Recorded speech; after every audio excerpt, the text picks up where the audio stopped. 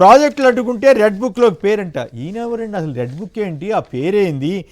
వైకాపా వాళ్ళు పని చేయనివారంట. పని చేయనీయకుండా అడ్డం పడింది ఎవరన్నా ఉంటే ఆంధ్రప్రదేశ్, నేను అనేకసార్లు చెబుతూ వచ్చా, సోనియా గాంధీ, చంద్రబాబు నాయుడు గారు, వీళ్ళు ఇద్దరు ఆంధ్రప్రదేశ్లో పరిశ్రమలు రాకుండా, లేకపోతే ఈ పాటికి చీరాల దగ్గర పెద్ద ప్రాజెక్టులు, ఇండస్ట్రియల్ ఎస్టేట్ వచ్చింది. ఆ రోజుల్లో అడ్డం పడింది వీళ్ళు కాదా? జగన్ గారి మీద అక్రమ కేసులు పెట్టి రకరకాల ఎవరే ప్రాజెక్ట్ తీసుకొస్తున్నా దానికి బురదేసింది వీళ్ళు కాదా? ఇప్పుడు ఈ కథలన్నీ చెబుతున్నారు. దీని మీద మీరేమంటారు గోపి గారు?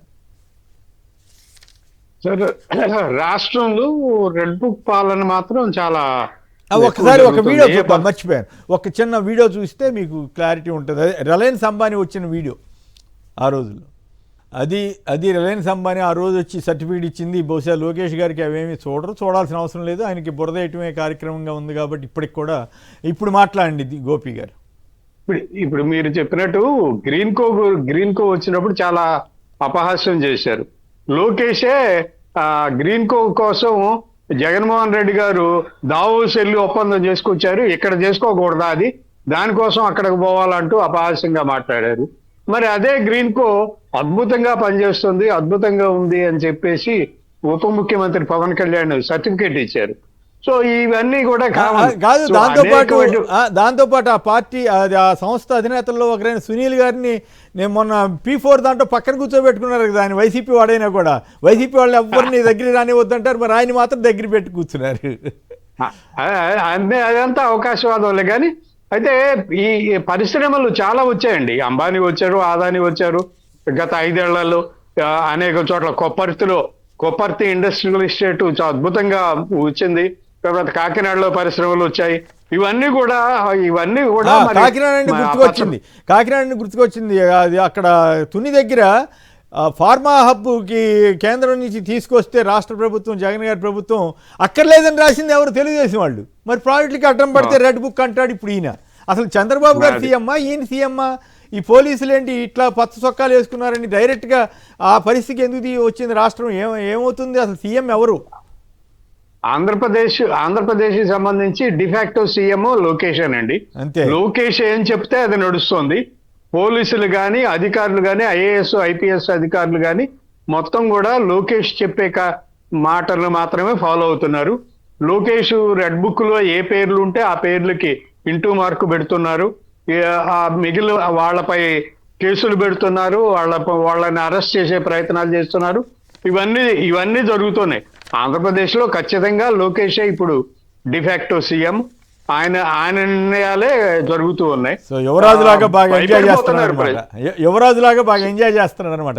అయితే చంద్రబాబు గారి పరువు ఏమైపోద్ది, పవన్ కళ్యాణ్ గారి పరువు ఏమైపోద్ది? ఒకప్పుడు సంజయ్ గాంధీ, ఇందిరాగాంధీకి డిఫాక్టోగా పనిచేశారని తీవ్రంగా విమర్శించిన వాళ్ళు చాలా మంది ఉన్నారు కదా. ఇప్పుడు ఈయన యువరాజులాగా ఇట్లా చేస్తుంటే ఈయనకి చంద్రబాబు గారికి అప్రతిష్ట కాదా?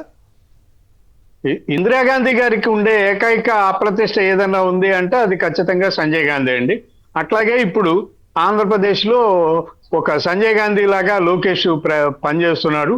మరి చంద్రబాబు నాయుడు కేవలం రివ్యూలకు, ఈ పెన్షన్ పంపిణీలకు మాత్రమే పరిమితం అయిపోయారు. సచివాలయానికి వెళ్ళడం, రివ్యూలు చేయడం, హెచ్చరికలు చేయడం తప్ప ఏం లేదు.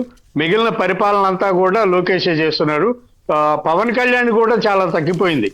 ఈ 10 నెలల్లో పవన్ కళ్యాణ్ హవా మొదట 3 నెలలు ఏదో కొనసాగింది, కానీ ఇప్పుడైతే పెద్దగా లేదు. ఏ ఫ్లెక్సీకి చూసినా కూడా ఖచ్చితంగా చంద్రబాబు నాయుడు, లోకేష్, తర్వాత పవన్ కళ్యాణ్ ఫోటోలే కనిపిస్తున్నాయి.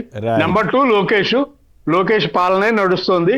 లోకేష్ ఎవరి పేరు చెప్తే వాళ్ళని తీసుకెళ్లి జైల్లో పడేస్తున్నారు. జైలుకి వెళ్ళడానికి మరి వైఎస్ఆర్ కాంగ్రెస్ కార్యకర్తలు సిద్ధంగా ఉంటే ఈ 5 ఏళ్లు జైళ్లు నింపుతూ వాళ్ళు గడపడమే తప్ప వేరే మార్గం లేదండి. రైట్. రాజీవ్ సార్, నారా లోకేష్ గారు ఎవరన్నా పరిశ్రమలకు అడ్డుపడితే రెడ్ బుక్ లో పేరెక్కిస్తానన్నారు. సరే, అది రెడ్ బుక్ కాదు, అది blood book. YSR Congress party కార్యకర్తల రక్తం, నాయకుల రక్తం, సామాన్య ప్రజల రక్తం పీల్చేటట్టు ఒక రక్త పింజరి ఆ రెడ్ బుక్. అయితే ఆ రెడ్ బుక్ లో పేరెక్కిస్తా అన్నాడు కదా. నిజంగా నారా లోకేష్ గారికి అంత చిత్తశుద్ధి ఉంటే, అంత ధైర్యం ఉంటే, మీరు ఇందాక చెప్పారే బల్క్ డ్రగ్ పార్క్, అది కేంద్ర ప్రభుత్వం ఆంధ్రప్రదేశ్ రాష్ట్రానికి 16 రాష్ట్రాలు పోటీ పడితే జగన్మోహన్ రెడ్డి గారి యొక్క ప్రతిభా పాఠవాల వల్ల ఆంధ్రప్రదేశ్ రాష్ట్రానికి బల్క్ డ్రగ్ పార్క్ సాధించుకున్నాం. దాన్ని కాకినాడ జిల్లా తొండంగి దగ్గర పెడతామంటే వద్దని చెప్పి రాసిన లెటర్లో రాసిన వ్యక్తి మీ యనమల రామకృష్ణ గారు. రాయండి, రెడ్ బుక్ లో రాయండి, చూస్తారు యనమల రామకృష్ణ గారి పేరు. యనమల రామకృష్ణ గారి పేరు రాయండి. నారా లోకేష్ గారు రాసి ఆయన జైలుకు పంపుతారా నారా లోకేష్ గారు? ఎందుకు వచ్చినటువంటి ఈ మాటలు? మీరు కూడా మీ తండ్రి గారి లాగే తయారై చెప్పేదొకటి చేసేదొకటి, ఎందుకు వచ్చినటువంటి ఈ డబ్బా కబుర్లు అని అడుగుతున్నా. మీరు ఈరోజు మీరు మర్చిపోవచ్చేమో, మీరు ఇప్పుడు ఏదైతే సిబిజీ ప్లాంట్ అని చెప్పి రిలయన్స్ వారని చెప్పి బాకాలు ఊదుకుంటూ టెంకాయల మీద టెంకాయలు కొట్టేస్తున్నారే, దాని చరిత్ర తీస్తే మీకు తెలియదేమో. నేను చెప్తాను నారా లోకేష్ గారు. ఫిబ్రవరి 14, 2024 సంవత్సరంలో దానికి శంకుస్థాపన జరిగింది జగన్మోహన్ రెడ్డి గారు నాయకత్వంలో, ఆయన ముఖ్యమంత్రిగా ఉంటున్నప్పుడే. మళ్ళీ మీరు ఈ రోజు వచ్చి శంకుస్థాపన చేయడం ఏంటి?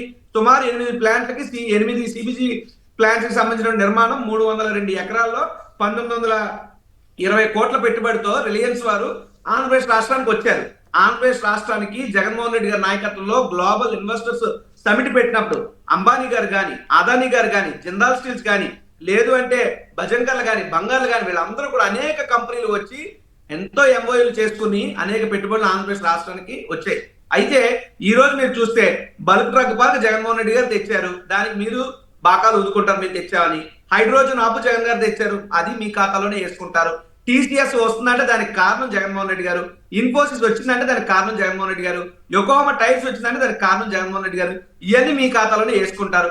మళ్ళీ ఈ రోజు నిశ్చిత్ గారు రిలయన్స్ వారి సిబిజీ ప్లాంట్ కూడా వేసుకున్నారంటే సొమ్ము ఒకటి స్టోక్ ఒకటి అని చెప్పి ఇంకెందుకు ప్రతిదీ కూడా జగన్మోహన్ రెడ్డి గారు నవరత్నాలు కూడా మావే అని చెప్పు తిరగండి, మాకేం అభ్యంతరం లేదు.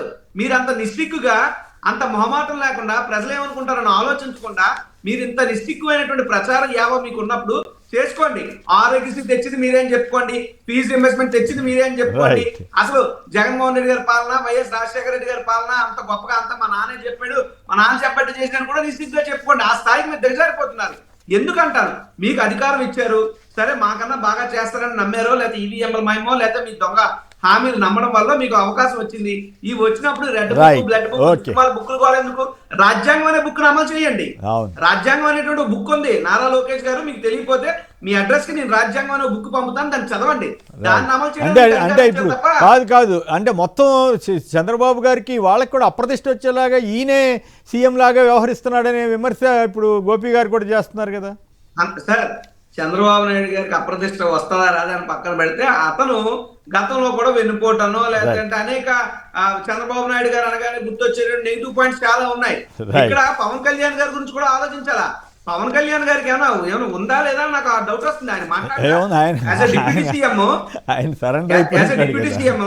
ఇప్పుడు ఆయన్ని కాప్ జాతిలో పెద్ద మరో రంగా అన్నట్టు బిల్డప్ ఇస్తున్నారు. ఆయన రంగా గారు ఈ విధంగా చేశారు. ఎంత ప్రజా పోరాటాలు చేస్తే ప్రజానాయకుడు అయ్యాడు మోహన్ రంగా గారు. మరి ఆయనకి టీ ఇచ్చారని చెప్పిన పవన్ కళ్యాణ్ గారు, ఆయనతో సావాసం చేసిన చెప్పే పవన్ కళ్యాణ్ గారు ఈ స్థాయిలో నారా లోకేష్ దగ్గర వంగిపోయి పవన్ కళ్యాణ్ బతకాల్సినంత అవసరం ఏమొచ్చింది రాజకీయంగా? ఈ మాత్రం మంత్రి పదవులు రావా? మీరు బీజేపీలోకి వెళ్ళిపోతే పవన్ కళ్యాణ్ గారు మిమ్మల్ని తీసుకున్న కేంద్ర మంత్రి పదవి ఎవరా? ఆ మాత్రానికి పార్టీ ఎందుకు, జన సైనికులు ఎందుకు, వీరమైలు ఎందుకు, బిల్డప్ బాబాయ్ మాటలు ఎందుకు, మళ్ళీ లోకేష్ కి చంద్రబాబు నాయుడు గారికి లొంగిపోవడం ఎందుకు? What is this? ఏమన్నా అంటే సీజ్ ద షిప్ అంటాడు, ఈయనతో 7 కోట్లు ఫైన్ కట్టించేశారు, ఈయన అప్రతిష్ట పోలు ఆల్ చేశారు. ఇంకా తెలుసుకోడు.